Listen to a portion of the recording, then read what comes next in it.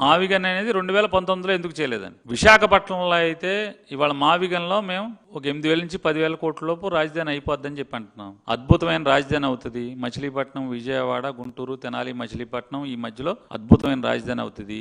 Inclusive అందరూ ప్రతి ఒక్కళ్ళు కూడా ఈ రాజధానిలో మేము ఉన్నామని చెప్పని అంటారు. ఇవాళ ఎవడున్నాడు రాజధానిలో? ఆ 29 గ్రామాల వాళ్ళు కూడా కన్నీరు మున్నీరు అవుతున్నారు. ఒకటే మిమ్మల్ని అడుగుతున్నా, ఇంత డబ్బాలు కొట్టాడు అమరావతి అంటే ఆయన నారాయణ గారు కూడా నిన్న చెప్పాడు. ఏం చెప్పాడు? అమరావతి రైతులందరూ వచ్చి దండాలు పెట్టి మాకు అర్జెంట్ గా పార్లమెంట్ లో పెట్టేసేయమని చెప్పన్నారు. పార్లమెంట్ లో లోకేష్ టీవీ చూస్తా చప్పట్లు కొట్టి వీడియోలు దిగాడు. పార్లమెంట్ లో గ్యాలరీకి వెళ్ళాడు. గ్యాలరీకి వెళ్తే ఆవిడెవరో ఇది అమరావతి అని అంటారా అని చెప్పంటే థ్యాంక్స్ పెద్దమ్మ అన్నాడు తప్పితే, వాళ్ళు సంబరాలు చేసుకున్న తండ్రి కొడుకులు తప్పితే అమరావతిలో ప్రజలు 29 గ్రామాల్లో ప్రజలు ఎక్కడన్నా రోడ్డు మీదకి వచ్చారా మీ టీవీ ఛానల్స్ కానీ అడుగుతున్నాను. ఒక్కళ్ళంటే ఒకళ్ళు వచ్చి సంబరాలు చేశారా?